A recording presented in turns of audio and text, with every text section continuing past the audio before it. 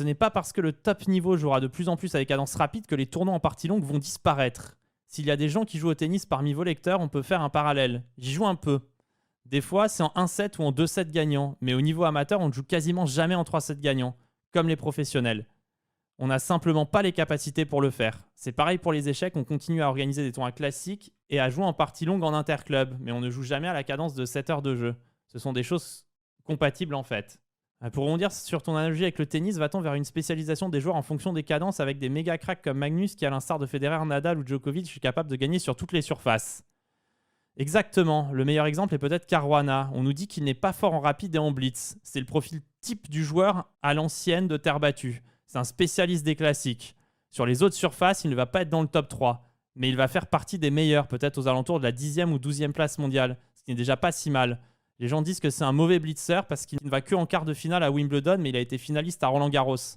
La vision des gens est un peu exacerbée. Ils croient que si Caruana arrive demain en club, il va perdre en blitz contre des 2300 Elo. Il ne faut pas exagérer. On repose quand même quelques bases. Les amateurs vont-ils suivre la même tendance que l'on observe déjà sur Internet?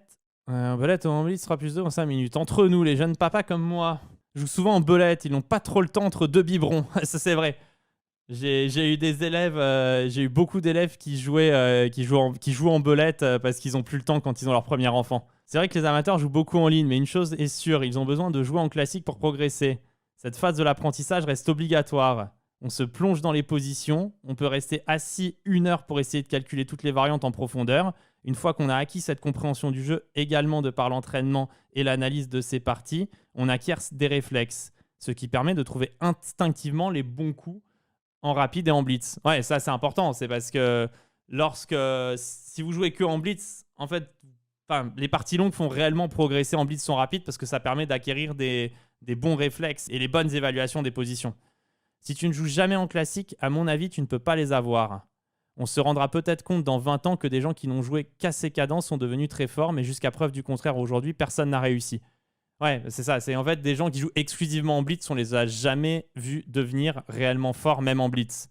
Il faut forcément passer par la case rapide. C'est pour ça que quand on dit, plutôt dans l'article, quand dans mes réponses, je dis que je veux populariser les échecs dans les cadences rapides et blitz, et que ça ne va pas tuer les classiques, c'est exactement la raison de fond en réalité. C'est que personne ne pourra devenir super fort en jouant que en blitz et en rapide, à mon avis. Et donc, on sera obligé de garder les cadences longues pour progresser, en fait, tout bêtement.